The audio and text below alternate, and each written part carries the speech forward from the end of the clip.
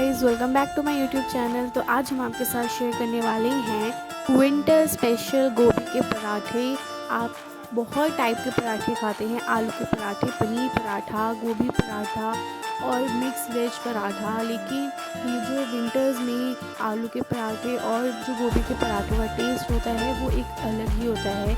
और कुछ लोगों को गोभी के पराठे बनाने में बहुत सारी प्रॉब्लम्स आती हैं, जिससे कि उनका पराठे फट जाते हैं या फिर गोभी एक्स्ट्रा भर जाते हैं, तो पराठे अच्छे से कुक नहीं हो पाते हैं, थोड़े अनकुक रह जाते हैं। तो इसलिए आज हम आपके साथ बहुत ही इजी, क्विक और बहुत ही अमेजिंग सी रेसिपी शेयर करी है, जिससे आपके पराठे एकदम क्रिस्पी और बहुत ही टेस्टी बनने वाले हैं। तो स्टार्ट करते हैं। सबसे पहले मम्मा ने इस गोभी को अच्छे से क्लीन कर लिया था, इसको वॉश कर लिया है और इसके सारे जो छोटे छोटे फूल हैं उनको अलग कर दिया है। इसको साइड में रखने के बाद मम्मा ने सबसे पहले कुछ इंग्रेडिएंट्स चॉप किए हैं, जैसे कि कोरिएंडर, उसके साथ में थोड़ी सी जिंजर को ग्रेट किया है। और गोभी के पराठों में जिंजर डालना कंपलसरी है, जिससे कि डाइजेशन अच्छा रहता है, क्योंकि पराठे हैवी होते हैं। तो जिंजर आप जब ऐड करेंगे गोभी में तो वो जो है वो बैलेंस हो जाती हैं चीज़ें। और साथ में मम्मा ने यहाँ पर कुछ ग्रीन चिलीज़ को भी कट कर लिया है, चॉप कर लिया है एकदम फाइन फाइन सा। अगर आप चाहें तो उसे थोड़ा सा मोटा भी रख सकते हैं, वो आपके टेस्ट के अकॉर्डिंग है, तो वो आपकी मर्ज़ी है। आपको जितनी ग्रीन चिलीज़ पसंद है आप उतनी ऐड कर सकते हैं। और साथ ही में मम्मा ने ये अनियन को भी चॉप कर लिया है फाइन सा। और अब आपको गोभी के जो छोटे छोटे से फूल हैं इनको ग्रेट कर लेना है। एक बाउल के अंदर आप ग्रेट कर लें इन सारे फूलों को। और आप चाहें तो इसे मिक्सी ग्राइंडर या फिर किसी चॉपर में भी चॉप कर सकते हैं, जिससे आपको इजीली रहे। और यहाँ पर मम्मा ने इसको ऐसे ही ग्रेट किया है, क्योंकि अगर आप मिक्सी में भी करते हैं ना तो उसमें भी काफ़ी टाइम लगता है, तो इसलिए मम्मा ने इसको ऐसे ही ग्रेट कर लिया था। और इसके बाद फिर यहाँ पर उन्होंने जो भी वेजीज कट की थी, जैसे कि अनियन, जिंजर, ग्रीन चिलीज़ और कोरिएंडर, उसको ऐड कर दिया है। फिर यहाँ पर कुछ मसाले ऐड किए हैं, जैसे कि ज़ीरा powder, red chilli powder, coriander powder, हींग और उसके साथ में थोड़ा सा सॉल्ट आपके टेस्ट के अकॉर्डिंग। और बस फिर आप इस फिलिंग को अच्छे से मिक्स कर लें। और यहाँ पर आपकी ये जो गोभी के पराठों की स्टफिंग है, फिलिंग है, वो बनकर रेडी हो जाएगी। और यहाँ पर मम्मा ने थोड़ी सी स्टफिंग साइड में रख दी है, क्योंकि यहाँ पर आपको मम्मा 2 टाइप्स के पराठे बनाना सिखाएंगी। एक जो कि बहुत ही इजी वे में है, और एक जैसे कि अगर आप चाहें तो डो के अंदर भी, जैसे आप आलू के पराठे बनाते हैं तो उसमें आप एक बॉल के अंदर स्टफिंग फिल करते हैं, फिर उसे लॉक करके राउंड शेप देते हैं, तो वैसे वाले भी सिखा देंगे आपको। और एक बहुत ही इजी वे में, जो जिसे नहीं आते बनाने तो वो इस तरह बना सकता है। और हमारे घर तो ऐसे बनते हैं, क्योंकि हमें ऐसे ही ज़्यादा पसंद है, क्योंकि ज़्यादा क्रिस्पी होते हैं, ज़्यादा टेस्टी होते हैं, और टेस्ट तो इन सबका ही सेम ही रहता है।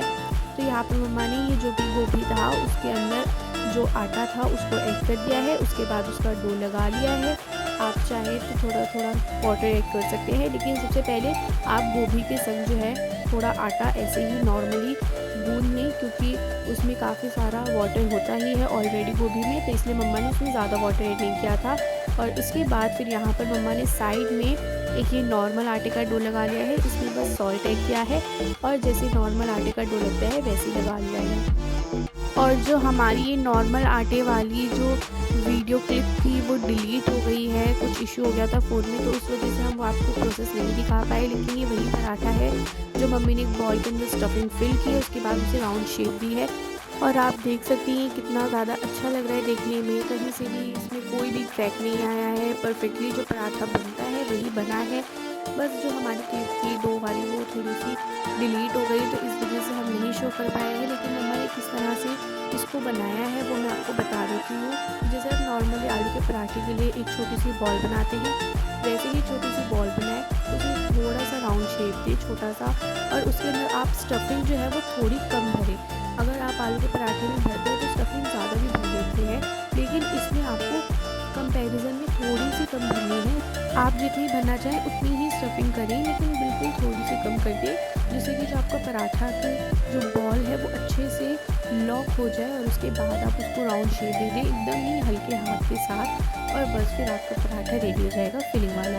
और यहाँ पर है सेकंड, यहाँ पर पराठा किस तरह बनाया मम्मा ने।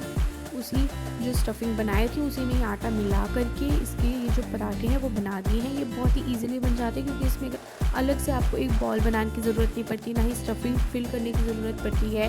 तो ये ईज़िली जो है राउंड शेप इनको मिल जाती है और ये फटाफट से जल्दी बन भी जाते हैं। और हमें तो इसी तरह ही पसंद है क्योंकि ये ज़्यादा क्रिस्पी बनते हैं और ज़्यादा ही टेस्टी बनते हैं।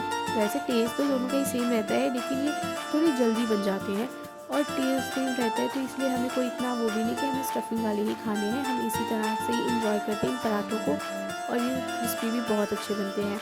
तो इस तरह से मम्मा ने 2 तरीके के पराठे बनाए थे कल, और हम आपको जब नेक्स्ट टाइम पे पराठे बनाएंगे तो आपके साथ वो क्लिप शेयर कर देंगे किस तरह से आप स्टफिंग को फिल कर दें उस बॉल के अंदर। तो आप उस तरह से भी बना सकते हैं, लेकिन ये बहुत ही ईजी वे है।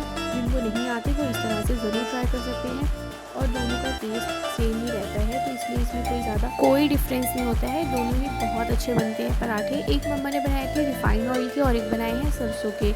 और हमारे घर में ना सरसों के तेल के पराठे ज़्यादा पसंद किए जाते हैं क्योंकि ये थोड़ा हेल्दी भी होता है।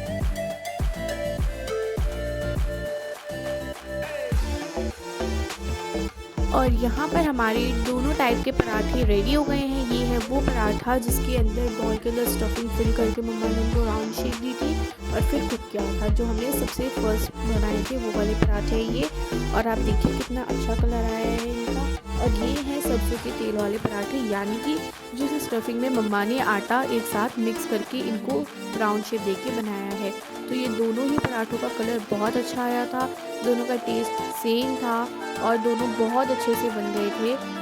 और पराठों के साथ था आज रायता। रायते में थी मिंट की चटनी और उसके संग था दही और साथ में थोड़ी सी चॉप की हुई अनियन, और रायता भी बहुत ज़्यादा टेस्टी बना था।